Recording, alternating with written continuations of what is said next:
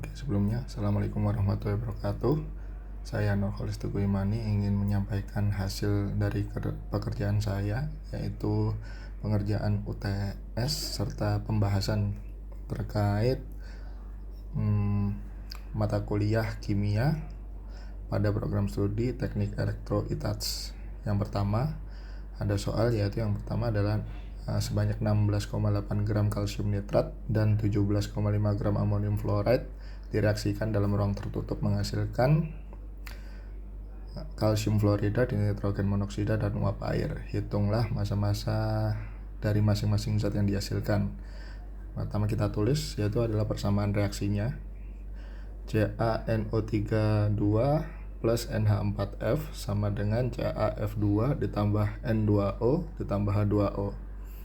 Lalu kita persamaan dulu reaksinya. Yang pertama menjadi CaNO32 ditambah 2NH4F yang menghasilkan CaF2 ditambah 2N2O ditambah 4H2O.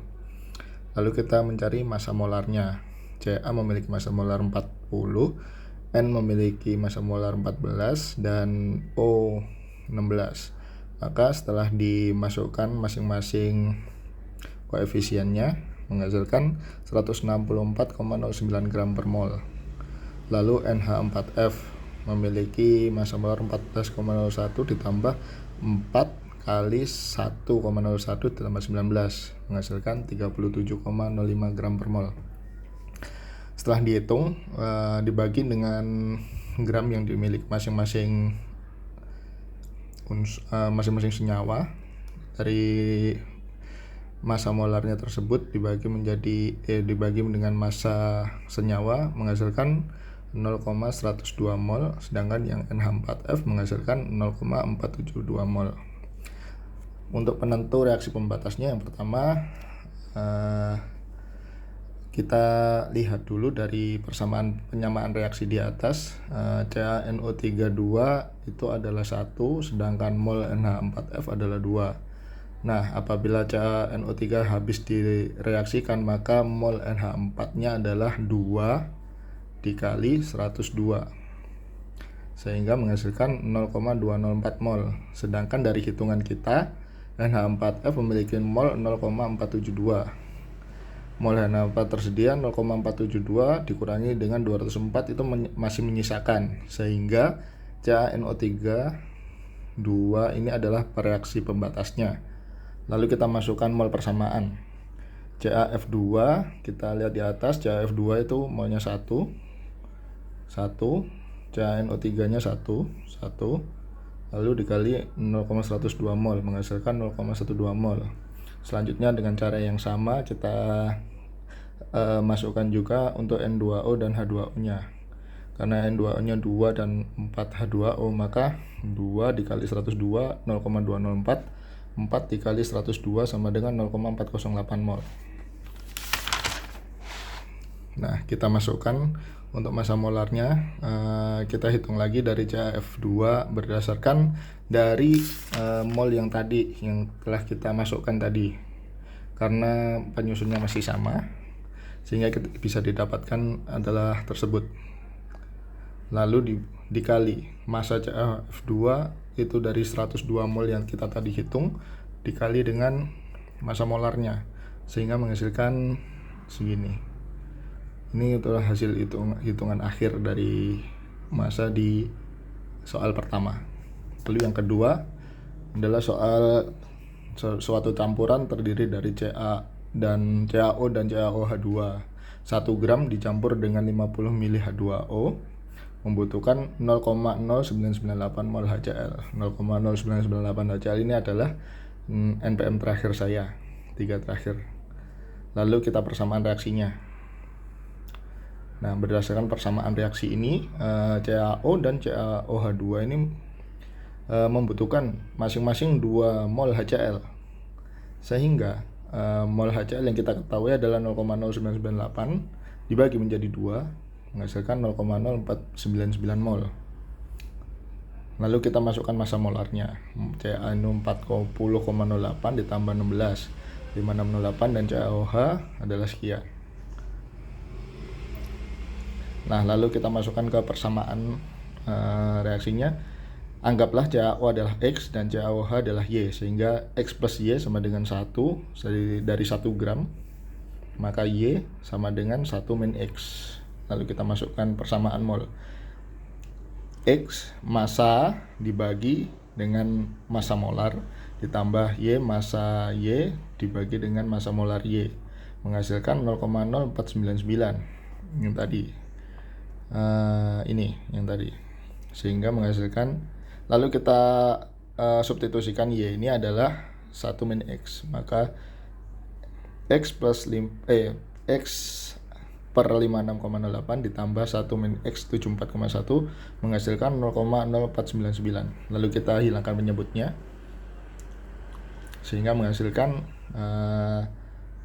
angka di X sama dengan 83952 gram.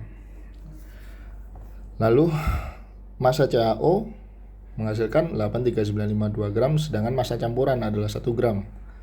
Nah, untuk berdasarkan kesimpulan ini, maka data menunjukkan ketidaksesuaian dari hasil penghitungan karena persentase massa CaO itu 839,52% lebih tinggi dari massa total campuran. Mungkin ada kesalahan di soalnya. Lalu soal ketiga. Suatu elektron memiliki bilangan kuantum utama 5, berarti N-nya adalah 5. Nah, untuk kuantum azimut untuk 5 itu dimulai dari N1 itu adalah 0, sehingga kalau N5 sama dengan 0, 1, 2, 3, 4. Elektron bisa berada pada orbital S, P, D, F, atau G. Lalu kita masukkan lagi kuantum magnetiknya. Ini kuantum magnetiknya itu berdasarkan dari kuantum azimut. Misalnya kuantum azimutnya adalah di sini adalah 4. Maka untuk kolom kamarnya itu dari min 4, min 3, min 2, min 1, 0, 1, 2, 3, 4. Masing-masing kamar ini mengisi 2 elektron. Berarti ini ada 1, 2, 3, 4, 5, 6, 7, 8, 9. Berarti ada 9 kamar, berarti ada 18 elektron di sini total. Quantum spin kurang lebih 1,5. Nah, ini bergantung pada jumlah elektron terakhir yang mengisi. Jadi apabila ke atas itu adalah plus, kalau mengisi kamar yang terakhir adalah ke bawah, panah ke bawah, berarti minus. Jadi ini bergantung pada jumlah elektron terakhir nanti. Yang kedua adalah 8O-2. Atom O itu memiliki 8 elektron. Karena ada min 2 berarti menangkap 2 elektron lebih, sehingga 8 plus 2 adalah 10 elektron. Berdasarkan ini, maka kita masukkan konfigurasi elektronnya. 1s2, 2s2, 2p6, jika di total 22 tambah 6 adalah 10. Lalu diagram orbitalnya kita masukkan. Seperti biasa, setiap kolom kita masukkan dulu panah ke atas baru panah ke bawah ya. Ini 1, 2, 3, 4, 5, 6, 7, 8, 9, 10. Berarti berhenti di 2p6 yang terakhir ya kawan-kawan. Semua orbital P terisi karena menangkap 2 elektron. Maka bisa disimpulkan bahwa kuantum utamanya adalah N2 ya, karena berhenti di 2 N2P. Azimutnya L karena N adalah 2 maka 0, 1, sehingga azimutnya 1. Untuk magnetik, karena berhenti di kamar terakhir, ini berarti plus 1. Sedangkan spin M3 ini karena elektron terakhir mengisi yang di kamar terakhir arah panah ke bawah, maka menghasilkan min setengah, atau bisa disebut dengan ada pasangan tiap orbital. Selanjutnya, suatu elektron berhenti di subenergi 4D, maka bisa disimpulkan oleh N-nya adalah 4.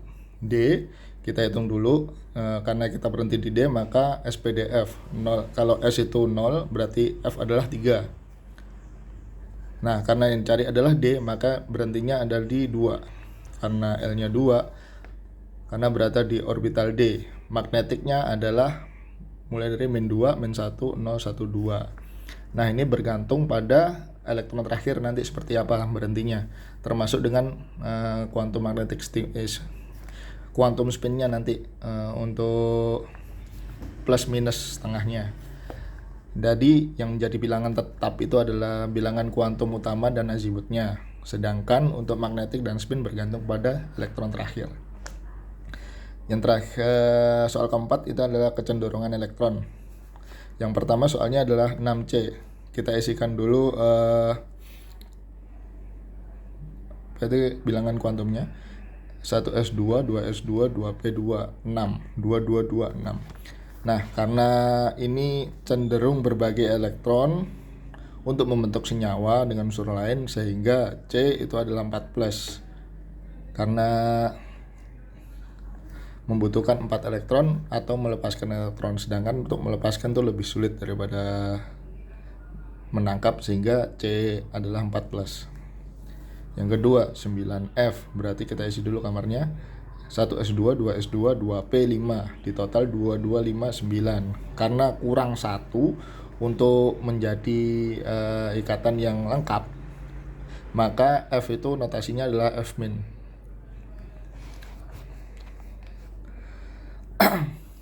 Lalu 19K kita isi lagi, sehingga menghasilkan di terakhir adalah 4s1. Nah, karena S1 dan 3s2, 3p6 ini adalah ikatan yang lengkap, maka cenderung melepaskan elektron, sehingga K adalah plus. Lanjut 20C berakhir di 4s2. Karena sama, lebih mudah untuk melepaskan elektron, maka CA itu notasinya 2+. Selanjutnya 16S. Ini berada di 3p4.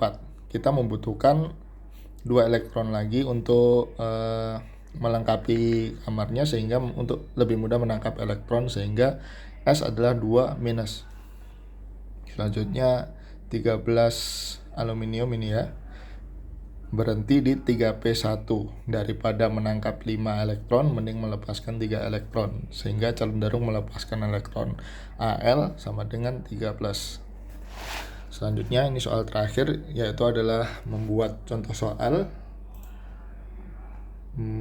berdasarkan kehidupan sehari-hari untuk penyelesaian hukum-hukum gas ideal. Di sini saya menggunakan 2 hukum. Yang pertama adalah hukum Boyle, yaitu tekanan pertama dikali volume pertama itu sama dengan tekanan kedua dikali volume kedua.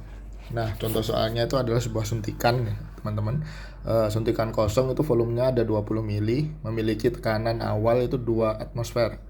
Jika pistonnya ditekan sehingga tekanan menjadi 4 atm, volume akhirnya adalah, kita isikan dulu P1 2 atm, P2 4 atm, V1 20 mili. P kali V 2 kali 20 sama dengan 4 kali V2. V2 nya 40/4, sehingga V2 adalah 10 mili. Lalu yang kedua adalah hukum Charles, yaitu adalah kedudukan V dan T pada P tetap, maka V1 per T1 sama dengan V2 per T2. V ini adalah volume, T adalah termometer, berarti suhu. Soal balon udara, soalnya yang saya buat adalah balon udara memiliki volume 50 liter pada suhu 20 derajat Celcius. Apabila suhu naik menjadi hingga 80 derajat Celcius, volume akhirnya kita isi dulu. V1 nya 50 L, T1 nya 20 Celcius, T2 nya 80. Lalu persamaannya menjadi sebagai berikut, 50 per 20 sama dengan V2 per 80. Kita kali silang. V2 nya sama dengan 50 dikali 80 per 20, 80 dibagi 20 bisa 4, sehingga 50 kali 4 menghasilkan 200 liter. Mungkin itu saja untuk UTS kimia yang bisa saya sampaikan, kurang lebihnya mohon maaf. Assalamualaikum warahmatullahi wabarakatuh.